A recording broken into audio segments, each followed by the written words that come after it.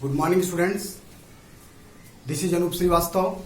Welcome to Golden Public School, Chuharpur Khadar, Greater Noida. Today we study use of ought to. If this video interesting, please like, share and comment please. आज की इस video में use of ought जिसका अर्थ होता है चाहिए, इसके translation कैसे करते हैं आज की इस वीडियो में सीखेंगे। यदि ये वीडियो आप सभी को अच्छी लगे तो चैनल को सब्सक्राइब करें, वीडियो को लाइक करें, अपने व्हाट्सएप ग्रुप पर शेयर करें। तो शुरू करते हैं आज का video. Use of ought to। ought to को हिंदी में चाहिए कहते हैं, अर्थात जिस तरह शुड का प्रयोग चाहिए के लिए किया जाता है, शुड का अर्थ चाहिए होता है, उसी तरह ought to का भी अर्थ चाहिए होता है। लेकिन शुड और ought to में कुछ डिफरेंस है जिसको हम यहां पर समझेंगे। ought to का प्रयोग केवल कर्तव्य प्रकट करने के लिए किया जाता है। ought to का प्रयोग केवल कर्तव्य प्रकट के लिए किया जाता है, इसका अर्थ है चाहिए। ought to का प्रयोग वैसे बाध्यता के लिए होता है जो नैतिक सामाजिक हो, ना कि कानूनी। यह हमारा नैतिक कर्तव्य है कि हम अपने माता पिता का कहना माने, इसके लिए कानूनी बाध्यता नहीं है। अतः इस प्रकार के भाव के लिए ought to का प्रयोग होगा। आप चाहे तो ought to के बदले should का प्रयोग कर सकते हैं। यहां पर यह समझाने की कोशिश की गई है कि ought to का प्रयोग कर्तव्य के लिए किया जाता है जो नैतिक हो, ना कि कोई कानूनी हो, कोई कानूनी आपके ऊपर दबाव हो। तो ऐसी जगह पे कर्तव्य और नैतिक या सामाजिक गुणों को दर्शाने के लिए हम जो है ought to का सेंटेंस में यूज करते हैं, और इसकी जगह यदि हम should का भी प्रयोग करें तो वह सेंटेंस भी सही होता है, कर सकते हैं। तो शुरू करते हैं आज के translation. Word order, subject first, उसके बाद ought to अर्थात ought to हेल्पिंग वर्ब का काम करेगा। नेक्स्ट है वर्ब की फर्स्ट फॉर्म, नेक्स्ट है ऑब्जेक्ट। अब पहला हम देखेंगे हमें गरीबों पर दया करनी चाहिए। हमें गरीबों पर दया करनी चाहिए। सबसे पहले हम क्या लिखेंगे? सब्जेक्ट अर्थात हमें। तो क्या लिखेंगे? वी। अब देखेंगे उसके बाद वी के बाद क्या लिखेंगे? वी के बाद हेल्पिंग वर्ब का जो काम कर रही है ought to। We ought to।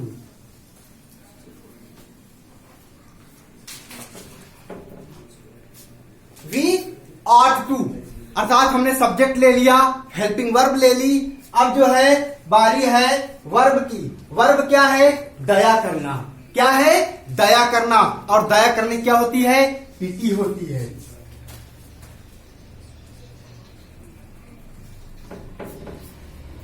अच्छा, अब देखेंगे इसमें ऑब्जेक्ट है। हाँ, ऑब्जेक्ट है। क्या?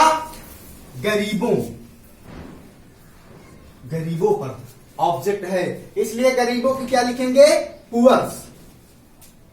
पिटी द पुअर्स।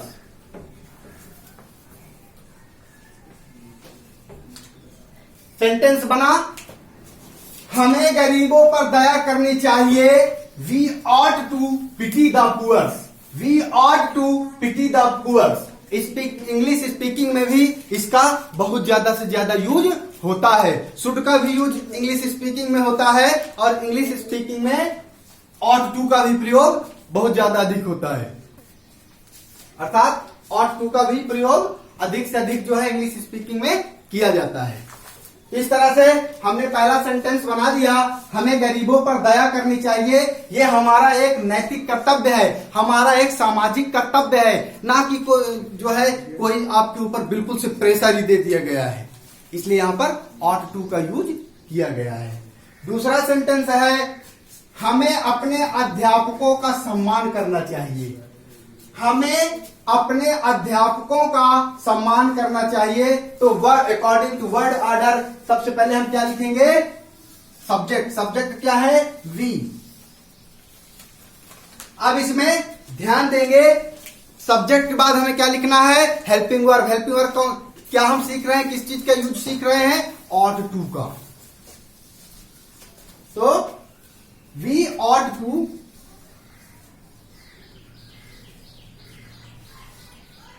अब देखेंगे इसके बाद क्या है, इसके बाद वर्ब की फर्स्ट फॉर्म है और इसमें वर्ब क्या है, सम्मान करना। तो सम्मान करने क्या कहते हैं, रिस्पेक्ट कहते हैं।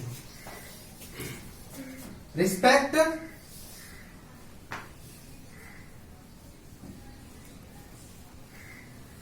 Our teachers.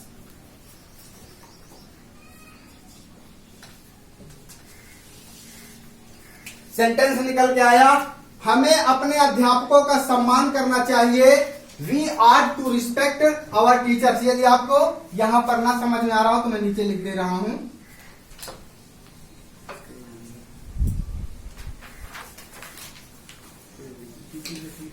We are to respect our teachers.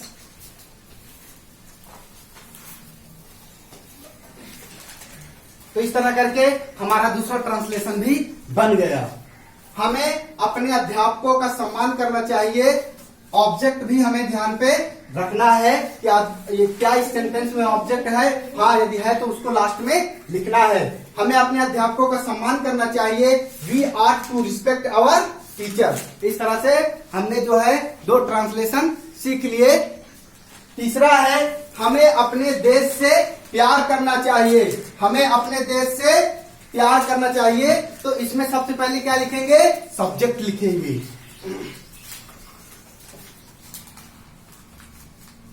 अब देखेंगे ऑट टू।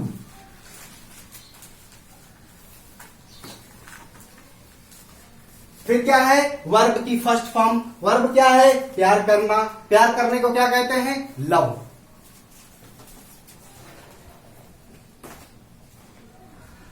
अब देखेंगे ऑब्जेक्ट है, क्योंकि वर्ड ऑर्डर में हमें ऑब्जेक्ट भी यहां पे दिखा रहा है, तो देखेंगे, चेक करेंगे, हाँ है, अपने देश की बात कर रहा है। हमें अपने देश से प्यार करना चाहिए। We ought to be, sorry, we ought to love. अपने के लिए वी के साथ और लगाते हैं, और देश के लिए कंट्री।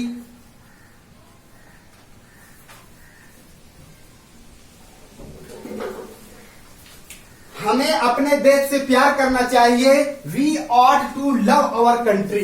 इस तरह से ट्रांसलेशन नंबर 3 हमने यहां पर ट्रांसलेट कर लिया है। नेक्स्ट है, आपको दयालु होना चाहिए। आपको दयालु होना चाहिए। तो इसको भी हम यहां पर ट्रांसलेट करेंगे। तो सबसे पहले आपको ध्यान देंगे, आपको अर्थात यू। हमने जो है सब्जेक्ट यहां से चूज कर लिया है। अब यहां पर क्या लिखेंगे, ऑट टू।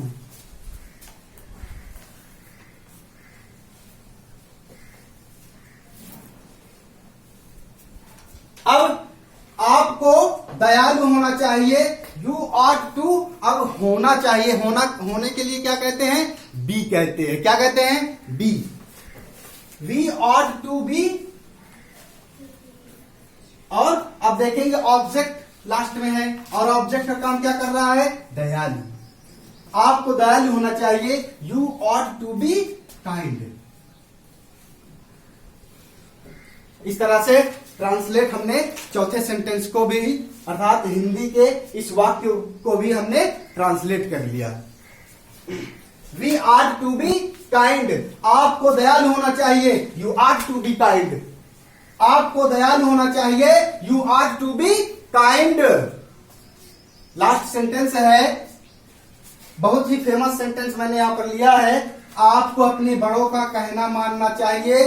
जैसे कि यहां पर मैंने एक चीज, यहां पर एक लाइन लिखी है, आप चाहे तो आर टू के बदले शुड का प्रयोग कर सकते हैं। तो लास्ट में ऐसा ही सेंटेंस यहां पर दिया हुआ है। आप जो है इसके लिए फ्री हो, स्वतंत्र हो। आप जो है यहां पर शुड का यूज भी कर सकते हो।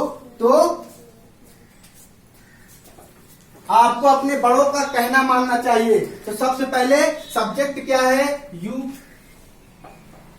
फिर ऑट टू, जिसका हम यूज सीख रहे हैं, यू ऑट टू।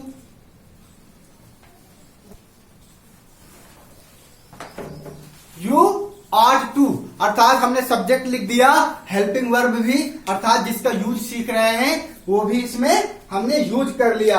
अब देखेंगे इसमें वर्ब क्या है, क्योंकि वर्ब की फर्स्ट फॉर्म का यूज भी करना है।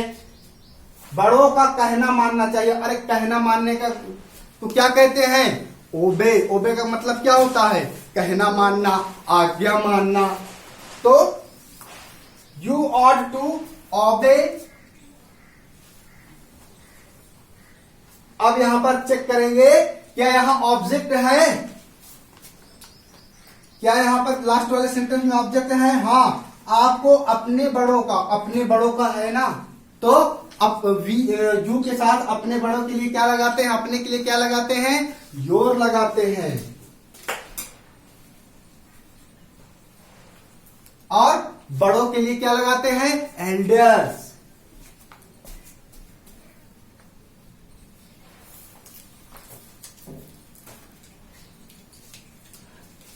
आपको अपने बड़ों का कहना मानना चाहिए, अर्थात ऑब्जेक्ट भी यहां पे अपने बड़ों का। You are to obey your elders. You are to obey your elders. आपको अपने बड़ों का कहना मानना चाहिए। तो इस तरह से हमने जो है यहां पे ought to का ट्रांसलेशन सीखा। हमें गरीबों पर दया करनी चाहिए। We ought to pity the poor। हमें अपने अध्यापकों का सम्मान करना चाहिए। We ought to respect our teachers। हमें अपने देश से प्यार करना चाहिए। We ought to love our country। आपको दयालु होना चाहिए। You ought to be kind। आपको अपने बड़ों का कहना मानना चाहिए। You ought to obey your elders। ध्यान रखेंगे ought के साथ to अवश्य आता है। अपने दिमाग में एक चीज याद रख लीजिएगा, और जहां भी हम यूज करेंगे उसके साथ टू का भी यूज हमेशा किया जाता है, अर्थात ऑट के साथ टू अवश्य लगता है। इस बात को कंठस्थ कर लीजिए। और ऑट टू के ऐसे कुछ सेंटेंस होते हैं जहां पर हम यदि शुड भी लगा देते हैं तो वो सेंटेंस भी सही हो जाता है। तो अब आपको जो है ऑट टू और शुड में डिफरेंस भी पता चल गया होगा। कुछ ऐसे सेंटेंस भी होते हैं जहां पर दोनों का यूज होता है, जैसा कि लास्ट वाला सेंटेंस है, आपको अपने बड़ों का कहना मानना चाहिए। यदि आप शुड भी लगा दोगे तब भी आपका सेंटेंस सही हो जाएगा। यू शुड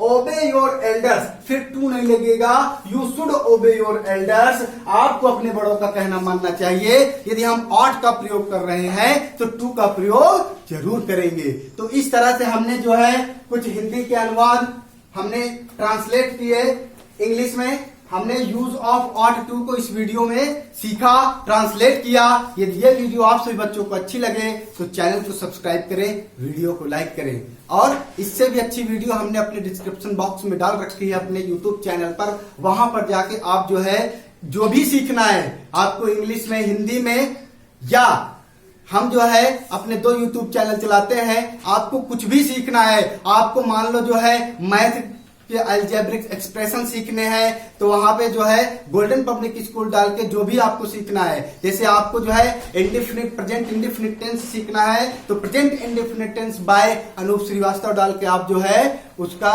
वीडियो देख सकते हैं। आपको मैथ का वीडियो देखना है तो आप अलजेब्रिक एक्सप्रेशन सीखना चाहते हैं तो वहां पे डालोगे algebraic expression by Arjun Chaudhary, तो वो वीडियो आपको सामने आ जाएगा। आप हिंदी की स्पेशल वीडियो देखना चाहते हैं, रस छंद अलंकार हिंदी व्याकरण की, जैसे आपको फॉर एग्जाम्पल आपको जो है रस सीखना है तो आप जो है यूट्यूब पर डालिए रस बाय अनूप श्रीवास्तव, आपको सामने आपके सामने एक नया वीडियो आ जाएगा। इस तरह से आप कुछ भी यूट्यूब पर हमारे चैनल के माध्यम से सीख सकते हैं। तो आज का वीडियो कैसा लगा डिस्क्रिप्शन बॉक्स में, कमेंट बॉक्स में जरूर रिप्लाई करें।